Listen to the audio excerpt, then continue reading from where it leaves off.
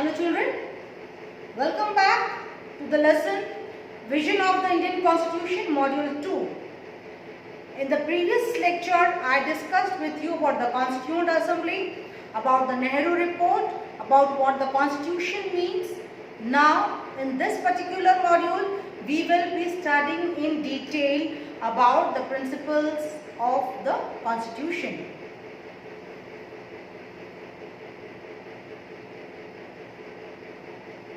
This is the preamble again. What is preamble?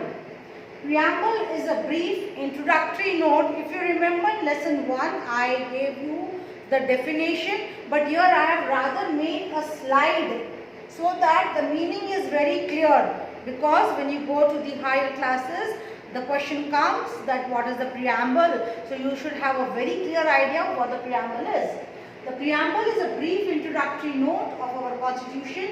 It tells us about the guiding principles and values incorporated in our Constitution. It lists the source of authority, type of government and objectives to be attained by the government. Now, this again I want to tell you, see, sovereign, socialist, secular. This is the preamble. This is the preamble of the Constitution.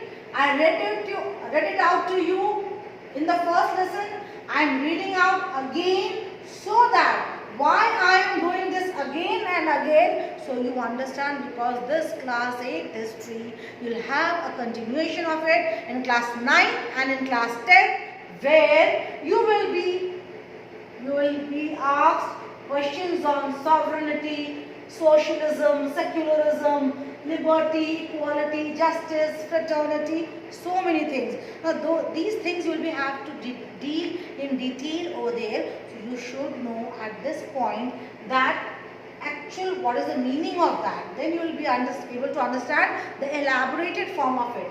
That is why a repetition again, preamble of the Constitution says, we, the people of India, having solemnly resolved to constitute India into a sovereign, socialist, secular, democratic republic, and to secure to all its citizens justice, social, economic and political liberty of thought, expression, belief, faith and worship, equality of status and of opportunity, and to promote amongst all its citizens fraternity, assuring the dignity of the individual and the unity and integrity of the nation. And in our Constituent Assembly, this 26th day of November 1949, to hereby adopt, enact and give to ourselves this Constitution. Now, let's understand what is democratic republic. Republic, a state in which supreme power is held by the people and their elected representatives. That is what we are having in our country, universal adult franchise. We have elections after every 5 years and the people have the voting right and they elect their representatives. The party which gets the majority number of votes forms the government. Democracy, a system of government by the whole population or all the eligible members of a state, typically through elected representatives. So this picture gives you a clear vision of democratic republic. Just see, have a look at it.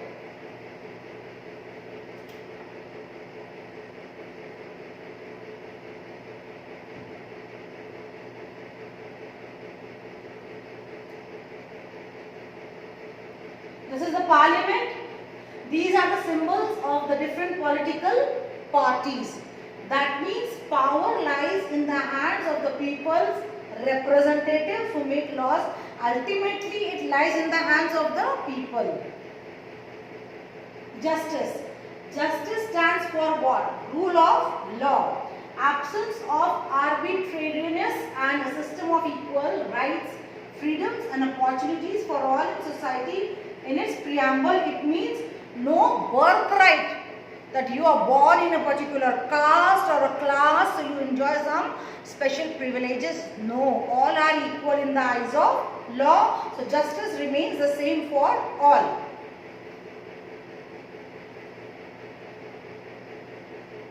Here you can see this lady very nicely explained.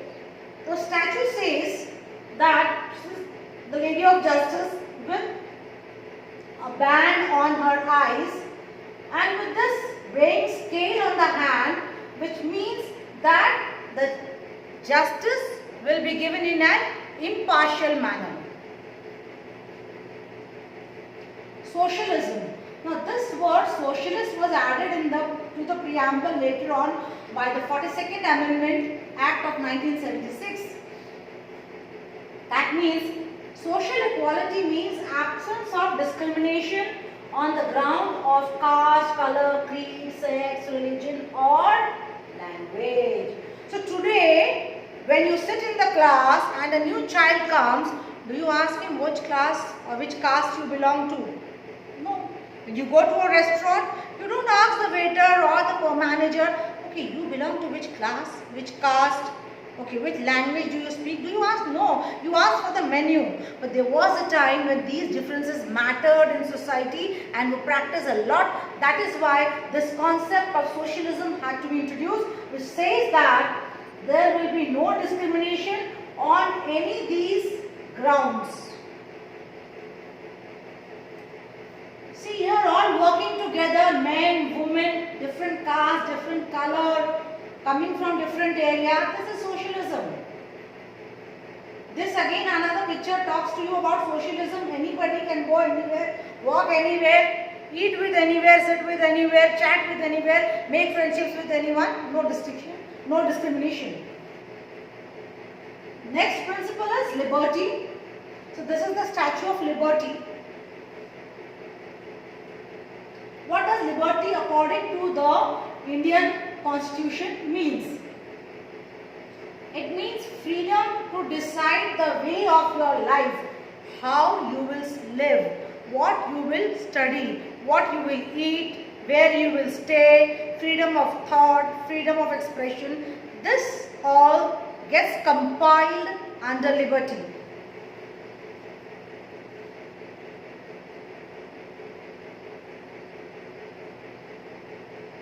Now what is right to equality under the Indian Constitution?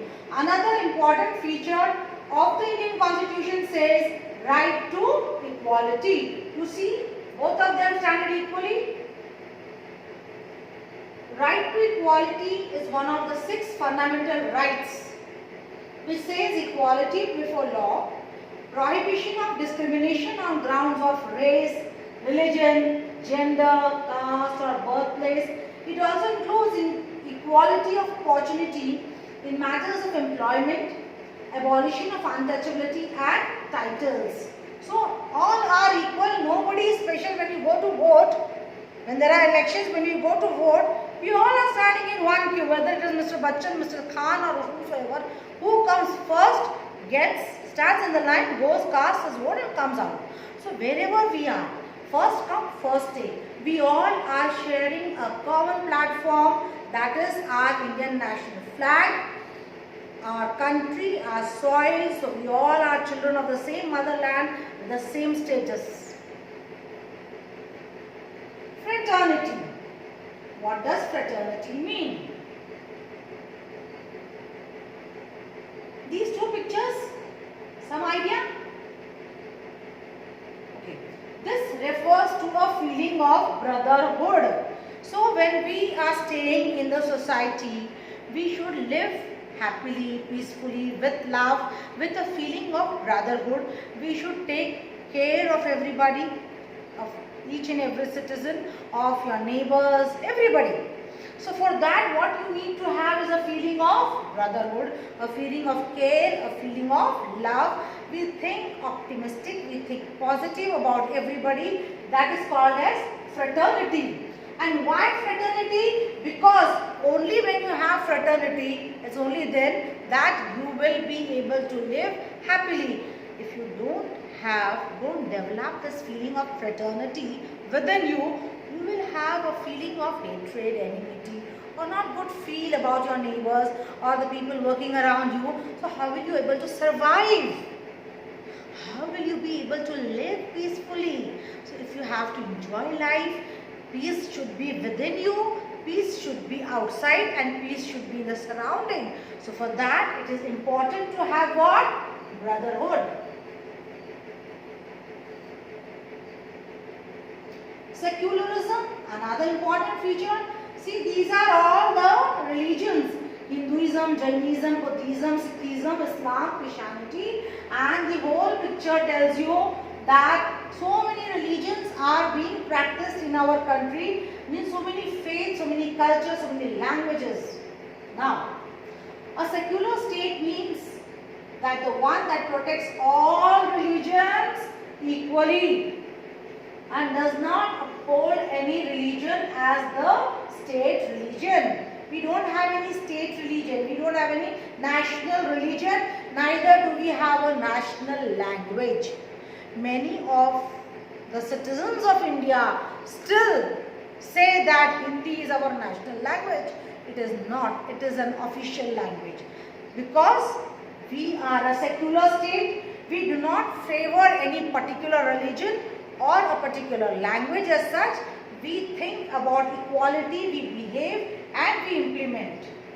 So secularism means that the state has given equal status to all religions and no special status will be given to any religion.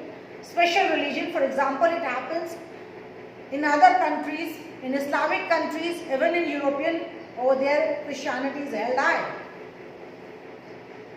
Secularism in India means equal treatment to all religions by the state, and this came with the 42nd Amendment of the Constitution of India.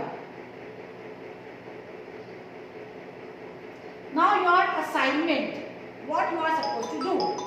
You are supposed to make a tabular presentation. You are supposed to make a tabular presentation of the guiding principles of our Constitution. Make it in a table form, you can make a circle, you can make some clouds, it's all your imagination. But you have to present it properly, and what does that mean in brief, 2 or 3 lines. So that is your assignment. Then you can make it either in your notebook or you can make it in an A4 size paper or a chart paper. It's all up to you. Thank you. Have a good day.